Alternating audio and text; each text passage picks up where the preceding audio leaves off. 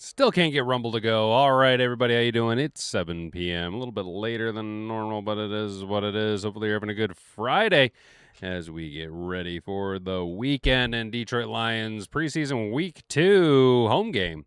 Getting ready to take on the Washington Commies. We're going to be taking just a couple articles, just a little bit of things to look for.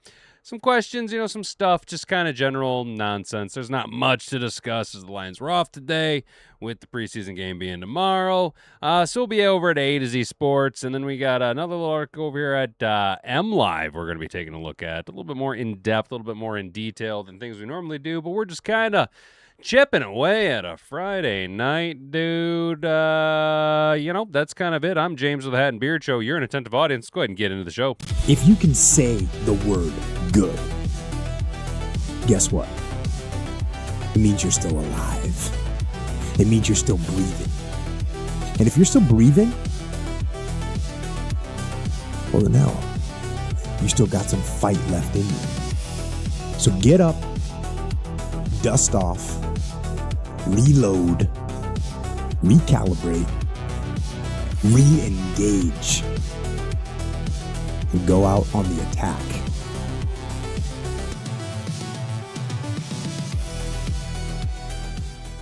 Oops, forgot to move the camera. Boy, we are just clunking and blunking away here, guy. You know what? It was a good Friday at work, so you'll forgive me if I seem a little burnout, little dragging, a little bit of a wagon behind me here. We're trying to just dragging my keister around as we get ready for the weekend.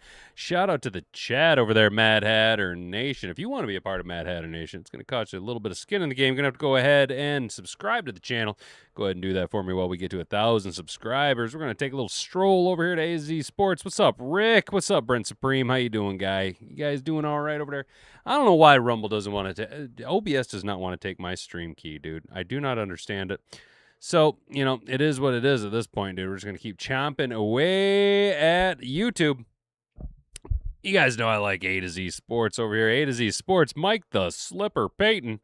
Oh, look, osteoporosis after menopause? Yes, I'm glad I have such a targeted ad because I'm worried about having osteoporosis after I go through menopause. Close that out. That is absolutely ridiculous. How Juice Scruggs looks at center, Sam LaPorta's contract future, and why the Lions defense looks better. Got a bunch of questions. You guys know I like Mike Payton's questionnaire here, a little fan question. How does Juice Scruggs look at center? So far, so good. We've only seen about a week of Scruggs playing at center for Detroit, but the best way to put it is he looks better than Seth McLaughlin. Hey, yeah, and I didn't think McLaughlin looked so bad. Yeah, I didn't either.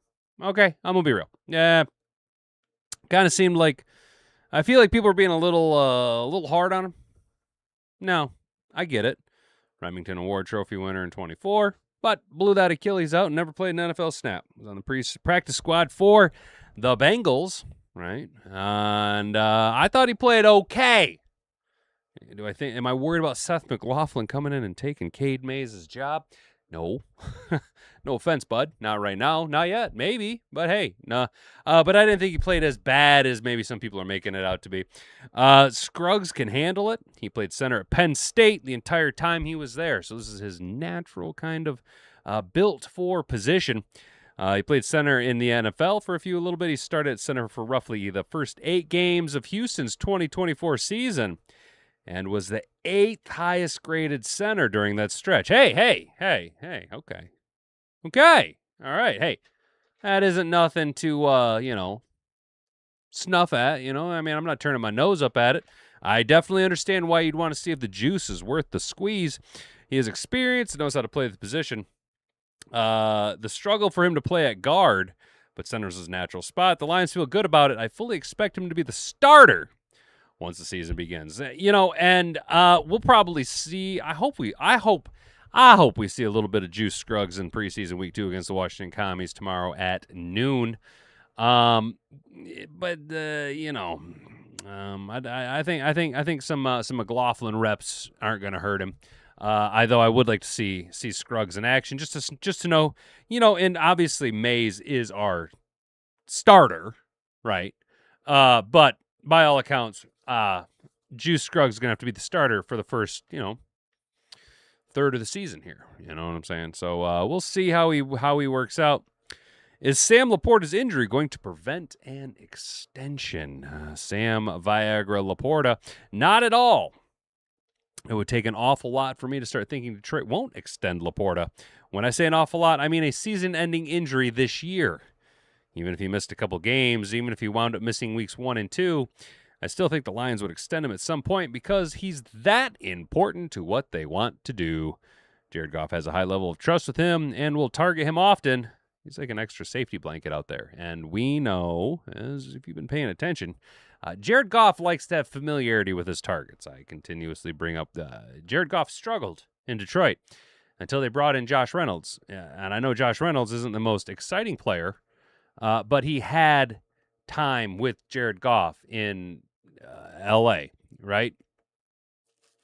Once Jared Goff gets a little bit of repertoire with his targets, St. Brown, look at how good he's been since coming into the league. J-Mo coming on after having a full season, a full off season to get integrated. Now he's got back-to-back 1K years. You know what I'm saying? LaPorta is a monster when healthy. I hate that has to be said, but it is the truth, right? I don't like this, even if he wound up missing weeks 1 and 2. I don't want to be that worried about the injury right now. I don't want to start thinking LaPorta missing the first couple weeks of the season.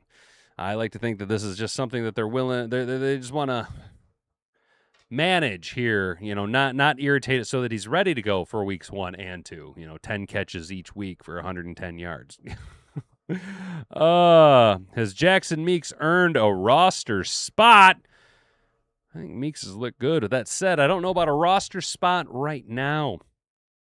Unless LaPorta can't go for weeks 1 or 2, I have a hard time seeing Meeks making the 53. Unfortunately, I am in agreement. I am rooting for Jackson Meeks because I love the hybridization of the position. You're taking a little bit of what you want to do on defense and you're applying it to the offensive game plan here. I think Meeks could be mismatch in certain situations. The problem is if he's going to be a tight end, how good is he in the run game? Is he going to be a tell when he's out on the field? Right? When he comes on, are they like, all right, don't worry about that big personnel because their receiving tight end is on the field. You know what I'm saying? That's not to say the experiment moving him to tight end hasn't worked. It just needs more time. 3 or 4 weeks of practice were never going to be enough for him to click at that position. Looking forward to the 2027 year as you really start seeing Meeks contribute. And imagine if he puts on another 20 pounds. Starts pushing the 255, 260 range. You know what I'm saying? I still believe the Lions will elevate him a few times this year. You'll get to see him work into the offense a little bit more. But right now, he's probably a practice squad guy, and that's okay. Yeah, probably, dude. Rooting for Meeks to make the 53, personally. Odds are quite a long shot, barring an injury to Conklin or Brock or, LaPorta isn't ready to rock and roll. Do I like that idea? No. Do I like the idea of Jackson Meeks, though? Yeah, I'm enticed by it. He's by all accounts. I mean, if he puts together a couple of good games here and then in week 3, you're looking at 2 years of back-to-back Lions preseason champion Jackson Meeks.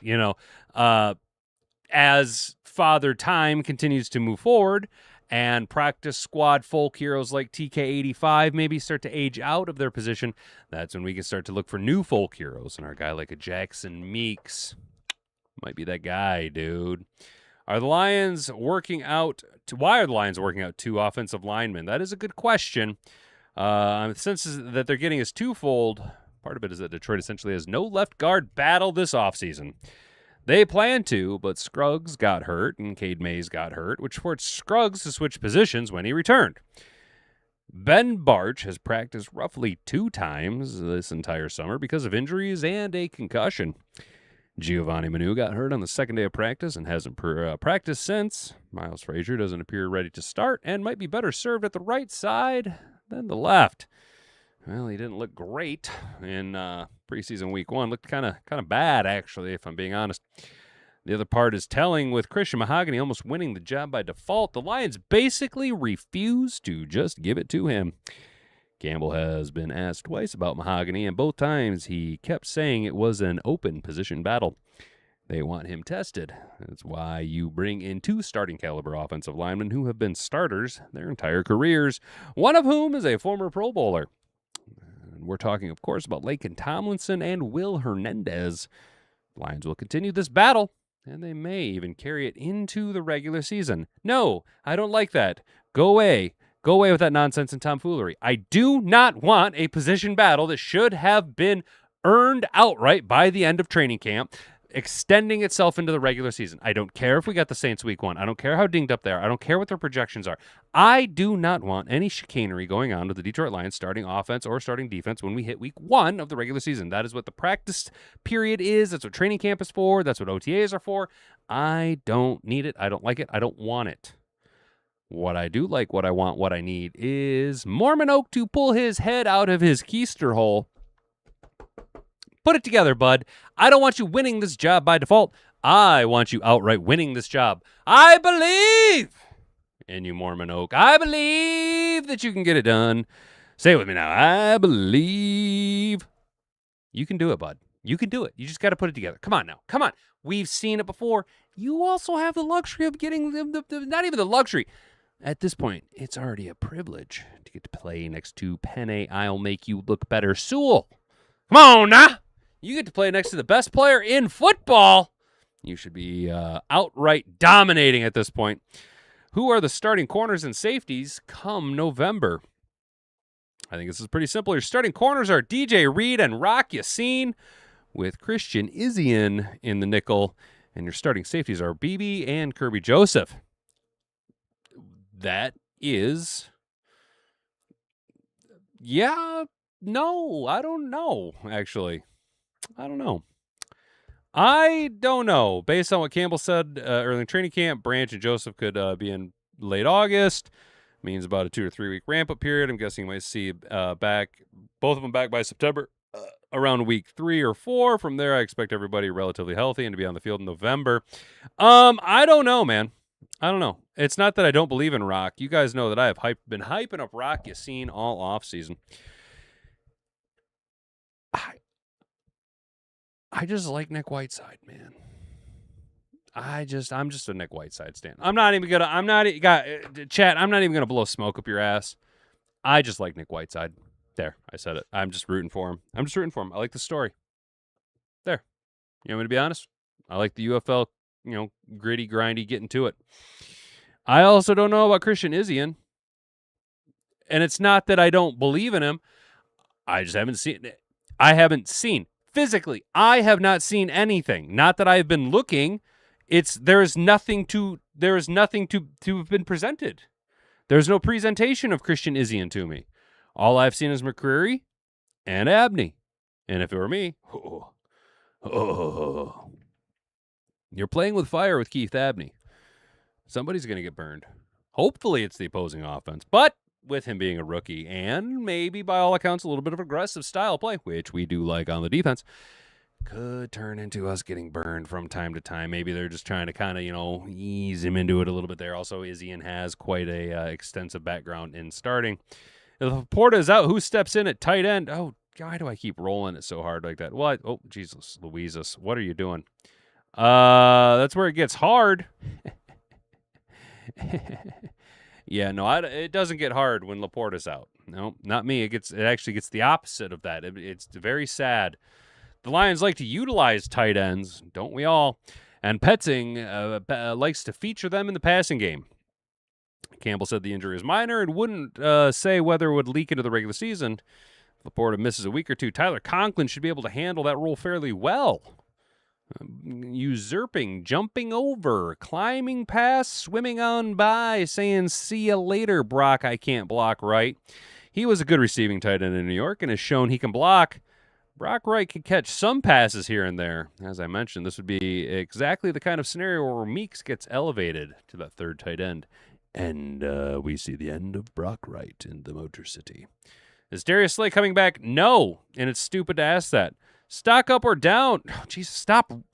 Stupid hand. This hand, you guys, is my stupid hand today. This whole week, this hand has just been stupid. I told you about how I drove the drill or my impact. this is the bitch of it, dude. It was the square bit that so it hit and then shattered up. So I got 2 nice good holes in this thumb. Over here though, this hand, I've been just shredding these cuts over and over and over again this week. I just keep slamming it into shit and making it bleed like a motherfucker. I got another one on the backside of my pinky, and then today I fucking sliced my fingernail my finger right at the base of the fingernail. I cannot stop fucking up my hand. This is my stupid hand this week, dude. And it's not cooperate, you stupid bastard. You know what I'm saying? So no, it's speaking of stupid hands, it's a stupid thing to ask. Darius Slay is not coming back. He retired. He said, I'm done. I'm old. I'm old man Slay. I don't want to play for you. I don't care how much money you throw at me. I'm old. I'm tired. My body weary. Stock up or down on the defense compared to last year. Let's go. Stock up for multiple reasons. The interior pass rush looks significantly better. Aleem looks like Aleem. I know fans hate when you talk about it like this because of training camp, but he is getting push. He's getting to the quarterback. He's doing everything he was doing before the injury, and I think he's in better shape than he was before. Ty Leak is doing his thing. Can I just scroll? Oh, I can just scroll down at the keys. Nice. On the edges, Aiden Hutchinson looks better than he did last summer. I say this every year, and it sounds like a slappy fanboy thing to say, but I'm telling you, this guy is killing everyone out there. He's embarrassing people. Goff has to be happy he wears that red jersey. DJ Wanham has looked good. Derek Moore has started to come on. Ahmed Hassanin is starting to come on. Tyler Lacey's doing his thing. Skylar Gill-Howard is some pass rush juice. The Lions are in so much better shape on this defensive line than they were a year ago. Preach, because Marcus Davenport isn't here. No Marcus Davenport. The secondary is in good shape, too. Everybody freaked out when the Lions lost Carlton Davis and Terrion Arnold, but it was almost addition by subtraction. Yassine is looking good. Nick Whiteside has stepped up huge. Reed looks better than he did in the second half of last season when he was playing hurt. Chuck Clark is a career starter at safety, and Avonte Maddox has been a starter for a while, so the depth will get Detroit through until Branch and Joseph return. Izzian is an upgrade at nickel over Amik Robertson. Disappointed. I didn't see the name of my other guy. I see Nick Whiteside. Where's my other guy? Where's that guy who finished as a top 12 safety in the NFL last year? Why no Thomas Harper? Why no Thomas Harper? Where are you, Thomas Harper? Why are you not playing, and why are you not getting praise? Linebacking core has Jack Campbell, Action Jack Campbell, a first-team All-Pro. Derek Barnes, who's a good player. And Devin White might be the big surprise this year. He's going to help in the run game. The other thing I wrote about recently, the Lions are getting turnovers in practice and preseason games. Last summer, they couldn't do it. It was so concerning that Campbell brought it up almost daily. He doesn't talk about it this year because it keeps happening. They're picking Goff off, forcing fumbles. They're picking off Luke Altmaier. They're out there doing the thing. The thing is, a defense you can feel a lot more comfortable with than you did a year ago. I think this is a defense you can feel a lot more comfortable than you did a year ago. What would it take for Jahmyr Gibbs to overtake Barry Sanders as the best running back of franchise history? Not gonna touch that. I'm not gonna touch that. How we doing, chat? How we doing? Good evening, Raw. How you doing, man? What up, pimpin'? Meeks makes the roster. He's better than Wright. And how much better is Conklin? I can't say if it's by much. There you go. I think Conklin, I actually think you might see it. There's a better chance that Meeks jumps Wright. I think Conklin actually is a better tight end than Brock Wright. And I'm not trying to dig at Brock Wright, dude. It's just the reality of it, dude. We definitely need to see Meeks running backing. There you go. And DC need to look at acquiring at least. Attempt acquiring Joey Porter Jr. Is he available? Are the Steelers looking to move? What's his name there? Joey Porter Jr. Do you find it fun to say F.A. Goff? Fun to say, I don't know. I love Goff. He's my guy. The monster. He set the bench record. Yeah, the thing, though, about Will Hernandez, though, is like kind of our offensive line kind of moves quite a bit, dude. And I do worry about his mobility and his durability. I don't like Laken Tomlinson either, if I'm being honest. You know, if you like, I don't like either one of those plays, to be honest with you. What up, Detroit Sports Talk? How you doing? Oh, run blocking. I thought you said running backing. I was like, all right, sure, fuck it. Why not? If he's an athlete. What's up, Detroit Sports Talk? You chilling, bro? Hutch looks better than last summer because Lee McNeil's back and healthy. Yes, sir. That's exactly why. Like, Hutch looks good. First of all, Hutch is actually, like, I've seen some highlights. He's looking fucking ferocious, dude. I'm telling you, 26 sacks is on the table this year. But yeah, you are correct there on the Aleem. Tyleek taking a step forward. Hutch has been missing a complimentary defensive end, and it sounds like we might have a solid rotation of guys who will just consistently make him look good. You know what I mean? It was a bad joke. Don't think I quite came across. Yes, I'm a huge Goff fan. Gotcha. Right on. I didn't know if it was like free agent Goff or if you were trying to talk shit, pound the drums. My bad, dude. Don't take it personal, my guy. Also, brother, dude. I'm fucking cooked, man. It's Friday night, dude. I'm fucking tired, man. It's been a week, dude. You know what I'm saying? I'm just cooked. So don't take it personal. You know what I'm saying? You're good. And I'm glad you're a Goff fan, dude. This is the place to be. If you're a Goff fan, this is the place to be, dude. I'm calling for 52 touchdowns and 5,000 yards out of Goff this year, bro. Easy peasy lemon squeezy, dude. Roma Duze as Bears wide receiver. Yeah. All right. So is Burden done? Not good news for the Bears. Is he done for the year? Dude, the Bears are just getting dinged up. What's going on over there? Are they drinking some of that Indiana water? You know what I'm saying? If you guys could do me the rock solid, hit that like button, dude. You guys wouldn't mind copying and sharing the video or at least sharing it around with people you know. And make sure you're subscribed if you haven't already. That'd be the Cat's pajamas. Suffered a groin injury. Oh, he hurt his wiener. He's been sidelined ever since. Burden is dealing with a strained groin. Oh, good. He hurt his wiener. Just the before fog off. You say it like that. Fog off. Hey, I like that, dude. Yeah. All right, I get it. Yeah. Yeah. Fog off. That's good. Yeah, I like that. Yeah, I like that. I like that. Texans. Yeah, it looks like they signed Zay Jones, dude. Don't forget to upvote. Appreciate it, Pound the Drums. Yeah, Raw, they signed Zay Jones. They did work out Josh Reynolds, I seen. Wonder how long Marcus Davenport before the injury. He's probably already hurt, dude. He seen everyone getting hurt, and he just wanted to be part of the in crowd, dude. He just wanted to be part of the cool kids club and get hurt. How long until Giggly Jiggly Willie gets hurt, dude? How long? You know it's gonna be bad when Giggly Jiggly Williams gets hurt, or Small PP Benedict Arnold, Osama Ben Johnson, the trader in the Windy City, gets hurt and shows up fat and on a four-wheeler. Because he's skinny Matt Patricia, get it? Damn, I am dragging slow today. Bears received concerning Kyle Monungai injury. Yeah, I seen he got hurt, dude. Yeah, Monungai got hurt. Is he going to be done for the year, dude? Did he hurt his wiener too? And I don't like to see guys get hurt. Let's be honest. I don't like to see guys get hurt, but like, man, fuck the Bears, dude. Like, I'm sorry, dude. Just fuck the Bears, dude. I think at this point, I hate the Bears more than I hate the Packers, dude. Because, like, look, I'm going to be honest. I dogged Jordan Love for a while. I'm not so negative on Jordan Love anymore. He can fling it. He can fling the ball around, dude. You know what I'm saying? I don't like LaFleur. Josh Jacobs is a huge pile of shit. Don't like Micah Parsons. But at this point, dude, it's just like so much more fuck the Bears, dude. You know what I'm saying? Like, God, Ben Johnson's such a turd. He's such a fucking turd, dude. And the fact that the NFL is just like bending over backwards to not only suck Giggledy Jiggly Willie's dick, but also try and make him the next face of the NFL. Bro, I don't care how badly the NFL wants it. And this is saying something because I am not a fan of this other guy. No matter how hard you try, Roger Goodell, Jiggly Willie will never be Patrick Mahomes. He will never be Patrick Mahomes. No matter how many thumbs you place on the scale, Giggly Jiggly Willie under Small PP Benedict Arnold Osama Ben Johnson will never, ever, regardless of who he's under, he will never be Patrick Mahomes. So stop trying to make it a thing, dude. Just move on. Move on to the next chosen lad, all right? You clearly picked the wrong cat to back, dude. Oh, they did sign Sterling Shepard, too? Gotcha.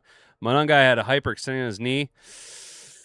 Didn't that happen to what's his name? Kobe Bryant. Wasn't his also a hyperextension and then he's done for the year after surgery? Love is very underrated. The knock on Love is an inconsistent. Yeah, Raw, you're right, dude. It is. The Packers are in this this thing again where they're missing a number one. If they had a true number one wide receiver, I do think Jaden Reed, right? Isn't it Jaden Reed? He's all right, but like, could you imagine? Well, I mean, you don't have to imagine. Jordan Love would be maybe an MVP caliber quarterback if he had a guy like Devontae Adams in his prime, right? He just needs a true number one, you know? Am I wrong? Is Kyle Monangai a starter? I think what you're looking at, Detroit Sports Talk, is a 1A, 1B with Swift and Monangai. At least that would be my take. That would kind of be my understanding, is like a 1A, 1B. Well, now it's a 1A, 1 not on the field. You know what I mean? Are seriously concerned about Monangai. Am I wrong? Our defense is going to be much better than we were the first 9 games last year. Dude, our defense is going to be top 10, maybe even top 5. I know they have Swift too. I don't know because one, I don't give a fuck about the Bears. But I don't know what their rotationary plan is. I would assume that Ben Johnson, following in the same toolage as Dan Campbell, would want to deploy a 1A, 1B Gibbs and Montgomery style with Swift and Monangai until Monangai is the guy. Monangai, the guy. That's funny. Man, I don't know if I want to read this article. It's pretty boring and long. MLive is just so boring. We're just going to poke through it real quick. We got 8 Lions players and battles to watch in the preseason game against the Commies. I think the first one up obviously would be the quarterback battle, or the QB2 of Luke Altmaier and Josh Dobbs. From the moment Dobbs signed, he felt like he was already the favorite to be the QB2, but he hasn't done much on the field or received many chances to clinch that job. The feeling is based on his starting experience, familiarity with Goff and others, along with his experience in Drew Petzing's with Arizona. However, Altmaier's continued to look more comfortable and makes a strong impression. It's tough to let a young quarterback go, so it'll be interesting to see if the Lions veer from their usual course and keep 3 quarterbacks on the initial roster. If they feel comfortable about Altmaier's chances of making the practice squad, then it would also help. It's also worth pointing out that Dobbs remained unsigned for nearly 5 months this past offseason. Sione Vaki and Jacob Sailors. You guys know how I feel about these guys. These two feel like roster locks at this point. Campbell recently called Vaki as the best special teamer in the NFL, and that's not nothing. Sailors has been a consistent presence in camp, was the primary kickoff returner last year, and even led the team in rushing and receiving yards in the preseason opener last week. This is more about the running back 3 could be if Pistachio isn't ready for week 1, then who is the first in line behind Gibbs would be. Vaki has been back to practice after a week of suffering a broken nose with that freak injury. Let's say it again, but there haven't been too many evaluation opportunities for him out there. If he's good on Saturday, then it's a time to see something. Dominic Lovett, Tay Martin, and Cedric Wilson Jr. Lovett is said to be one of the names in the mix to return punts, with this being his second season with the team and some obvious growth and comfort on offense. This is a chance to solidify his standing. The race for those final spots in the receiver room has been called an all-out battle, and that's an accurate description because even someone like Tariq Black, who made some noteworthy plays in Cincinnati, could make a strong case with another showing like that. There you go. Detroit staff can't stop praising Martin's work on special teams either. Special teams coordinator Dave Phipp and Campbell have said he's someone who makes plays in every phase every single day. Martin isn't new to needing his special teams ability to stick on the roster. If he continues to be what they say he is, then remember the name come next weekend. Who are we talking about? Tay Martin. That's right. Wilson makes the list because he's been amongst the most consistent and favorite targets for the backup quarterbacks. His experience and veteran standing are hard to ignore when filling out the deeper depth roles. It's going to be an interesting spot. That, let's see, Brown, Waymo, Slaw, Dortch. So that 5 spot. Chat, do we give that 5 spot to our guy TK85? Old Thumb Kennedy should get that 5 spot, right? So we're looking at that 6 wide receiver spot. A lot of names. 3-4 guys vying for 1. Got to set yourself apart, young man. Got to set yourself apart. Got to hang on to the balls, dude. Got to have a big punt return or something. We've already talked about Jackson Meeks and Juice Scruggs. Let's not get too into the weeds about it. D lineman Chris Smith and Tyree West. Smith has been hard to ignore across the last week. He has earned plenty of praise from Campbell as someone who is all about the team and his role, with extra for his awareness on a play with only 10 players out there. On the other hand, it's been supremely quiet camp for West. Brad Holmes hasn't had too many picks not make it through camp on the main roster as general manager. But the 7th rounder is at the point where he needs to show something, especially with so many players in front of him in the pecking order. Yeah, you got a long fight ahead of you, sir. Eric Hunter, linebacker, breaking through the linebacker is one heck of a tough ask. Action Jack and Derek Barnes are no doubt top 2. And there's Malcolm Rodriguez, Devin White, Trevor Nowitzki, with linebacker Jimmy Roller hopeful to return to practice early in the regular season. That's 6 right there. For an undrafted rookie out of Morgan State, there is an opportunity to continue growing on the practice squad. There have been good things and bad things, with Campbell saying his mistakes usually are made concerning aspects Hunter hasn't seen before. He learns something new every day that he's just never known, never been taught, no idea. And that comes sometimes playing from a smaller school. But, man, he's athletic, and he takes notes. He listens. He works his tail off in practice. That's what we like to hear. And finally, the last battle that we're all watching here at the Hat and Beard Show, Keith Abney and Roger McCreary. At this point, is just how much of a role the 5th-round rookie can solidify. Enos Rakestraw Jr. reportedly received some positive injury news after his latest scare. I believe it was an ankle injury. Still, if Abney can build upon the last couple of weeks of work, the Lions need as much inside-out help as they can get at cornerback. McCreary fits into the the equation because we know the Lions like him as one of their free agent additions. But he felt behind the likes of Rakestraw and Abney in terms of production and growth throughout camp. The veteran cornerback has made more good than bad lately, and with Rakestraw's continued scares, it might not be the worst idea to bank on him finding his groove. That's I wasn't overly impressed with McCreary preseason week 1. Let's see him bounce back, but the pressure's on. Pressure's on from Keith Abney. I'm telling you guys right now, Keith Abney's going to be a dog, dude. He's going to be a dog. We got some young guys, dude. You know, after having a pretty shit 24 draft class, I think Brad Holmes bounced back pretty well in the last couple picks, dude. As Laura won't ever live up to because he's never done anything. These overhyped expectations will kill his development and confidence. Yeah, Roth. You know, he does have otherworldly expectations kind of put upon him. And, whatever. Orange Juice Scruggs, let's go. We don't like potato juice. That's what Johnny Potato... That's for Johnny the Potato Morton. Let's go. Yeah, I agree, Raw. I do think that Campbell and White are the top 2 linebackers. I really do. I think Devin White is a lot better than Derek Barnes. That's nothing against Derek Barnes.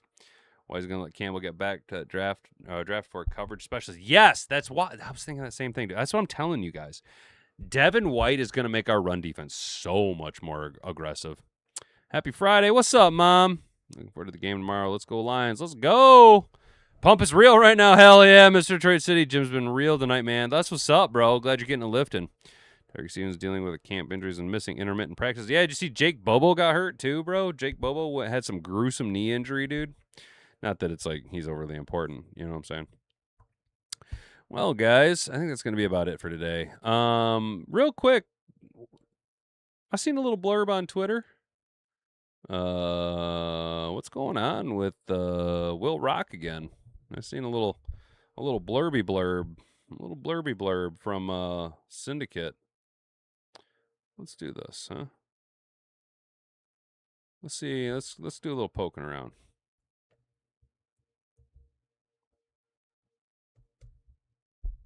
Let's do a little poking around. Anything new? Anything new? See if Dergo got anything new.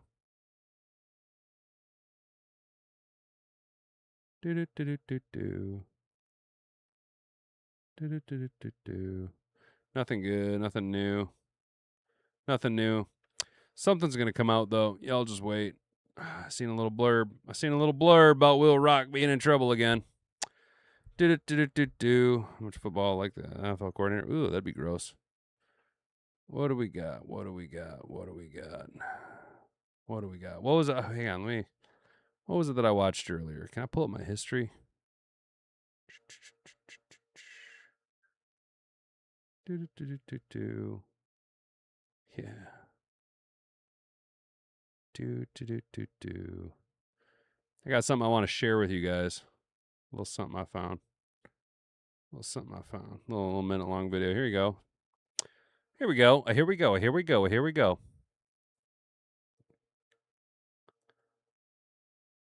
Oh shit, a new uniform? That's dope. Hi there. Let's get this turned up. Flashes and splashes, precious. Hi there. What is it, precious? What is it? I'm old Greg. Games? Games? We love games. Love games? I do watercolors. I do Want a little watercolors. drinky? I'll get you a drink. You like Baileys? Do you like Baileys? Creamy. Beige. So creamy beige. You ever drunk Baileys from a shoe? You ever drinking Baileys from a shoe? You wanna come to a club where people wear We on each other? Just us. Just us. I'm gonna hurt you. I'm gonna hurt you. I like you. What do you think of me? Mustn't ask us. Not his business. Make an assessment. Make an assessment. You don't know me. You don't know what I got. I got something to show you. You know what that is? That's a sold mangina. Greg's vagina. Deserved. I got a mangina. Maybe I should ask you the same question. Do you think you could ever love me?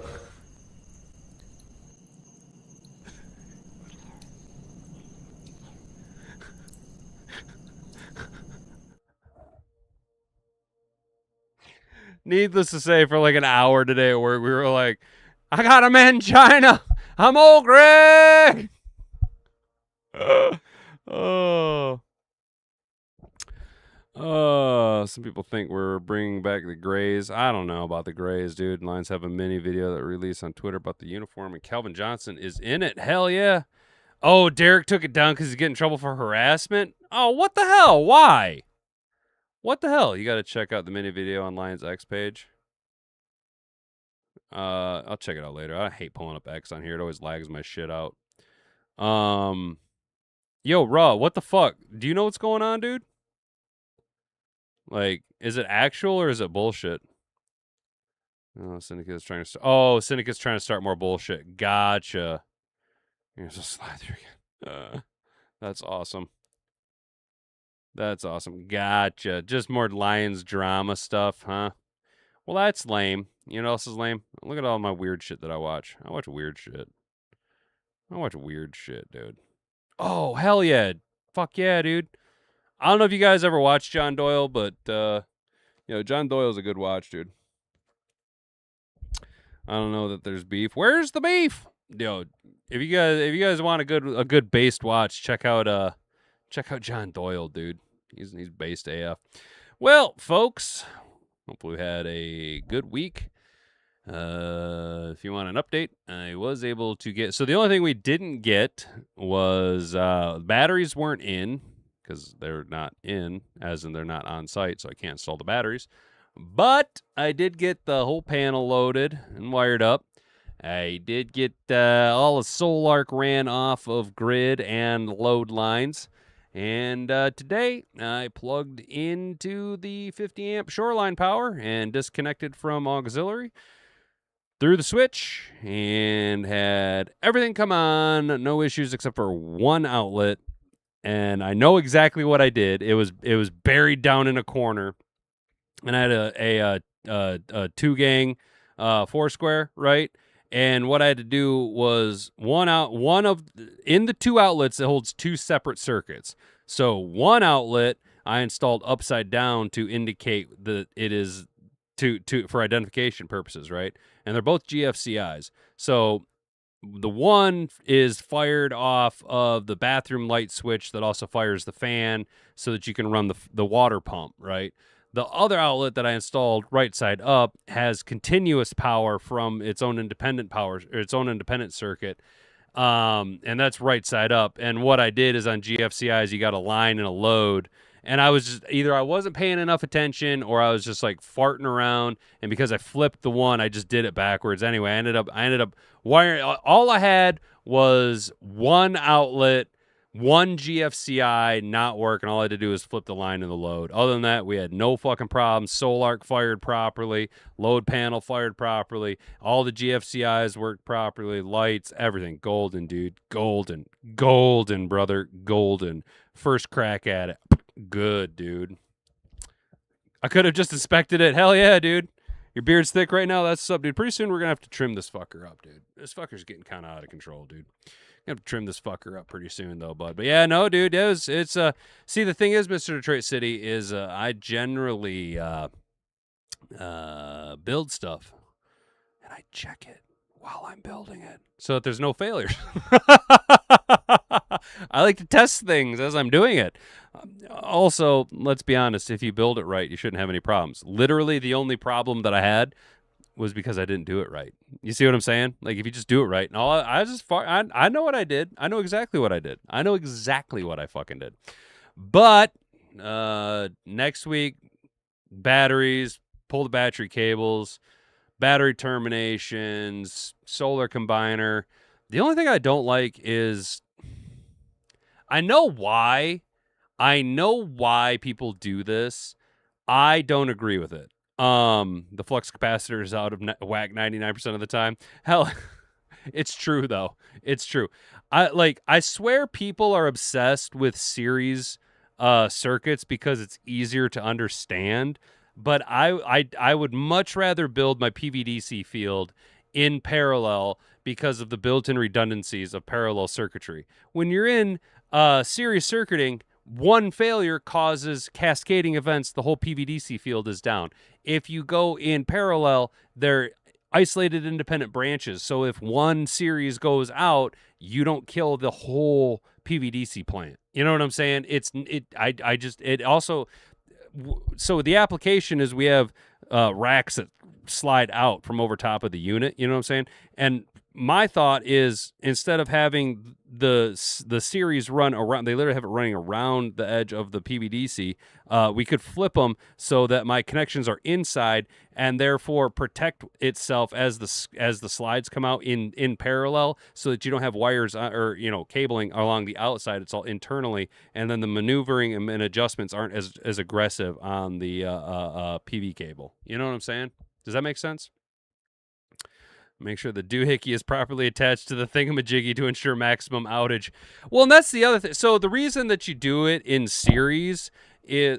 Did I just fuck... Oh, okay. I thought I fucked my mic up. If you do it in series, like, as things go around, the panels stay on. But if you do it in parallel, you have maximum power, like constant maximum power all the time. And I believe in parallel circuiting. It's built-in redundancies.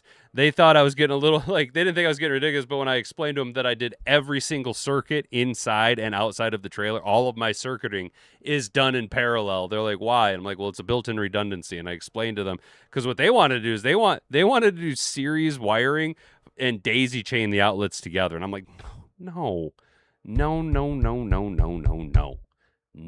At the very least, I will run you branch parallels that we can branch off of and do like 2 boxes off of a branch. But I am not doing like a whole fucking series of series, dude. That's so silly. One failure will cause cascading effects, dude. You know what I'm saying? Maximum energy flow. Exactly. Dude, you get it, Mr. Detroit City. It's maximum power, dude. It's all about the pyramids, man. 100%, brother. 100%. Sorry, guys. Am I getting too out into the Am I getting too out into the PVDC field? Anyway, we got Solarc fired. Solarc's actually pretty cool, dude. But they also got the transformer all done up and did the transformer. Totally just guessed on the wiring of the transformer. So we're, taking 120, ramping it up to 240 because Solarc only takes 240, right? So we got to run the 30 amp inlet shoreline power into a 120 to 240 transformer to ramp it up.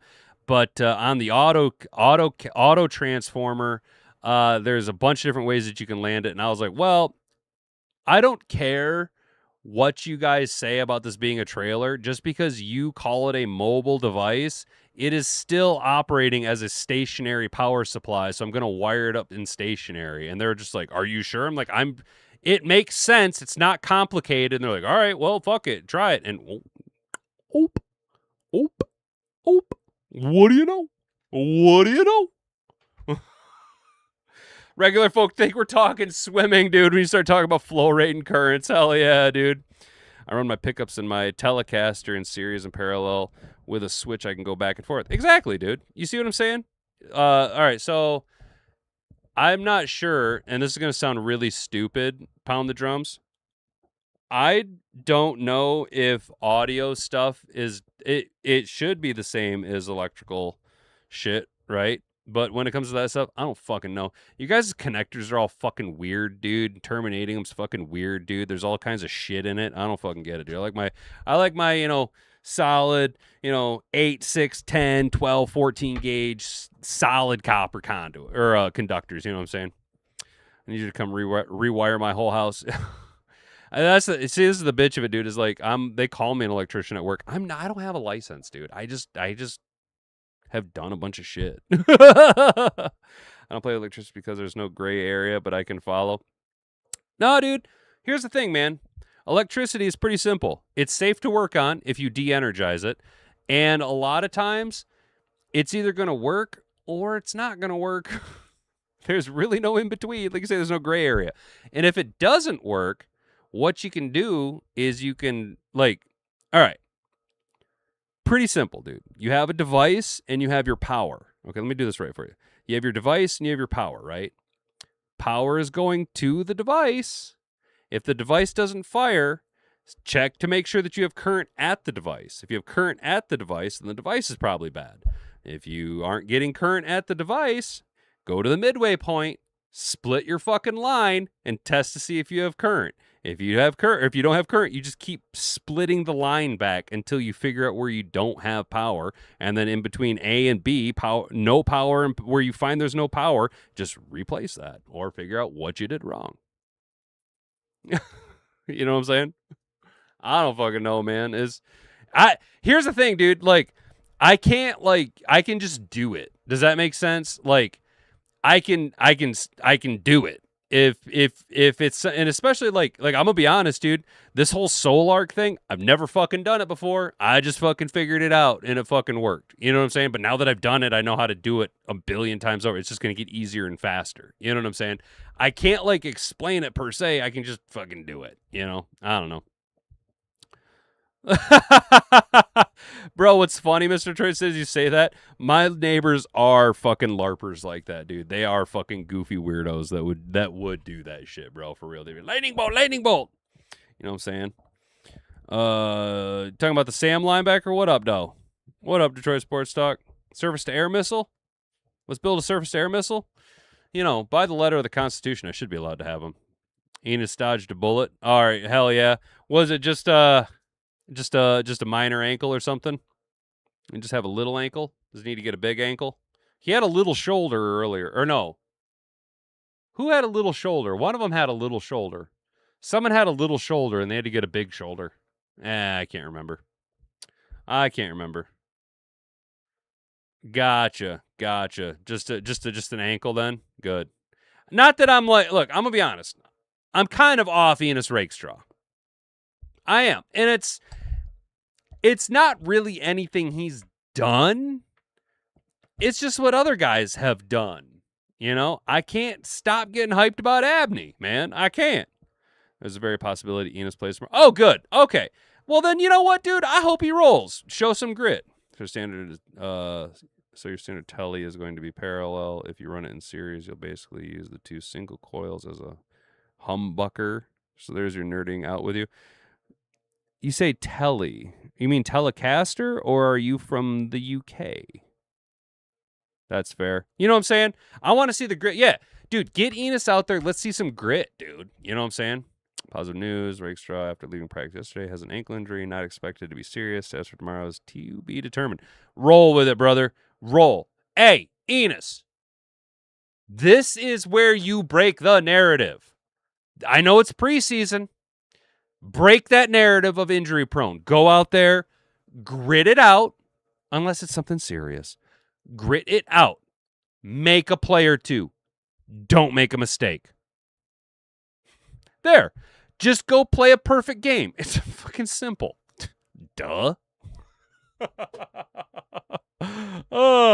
Gentlemen, we made it to the 8 o'clock hour. Look at us, huh? Look at us. Look at us on a Friday night. Appreciate each and every one of you. I got something in my eye.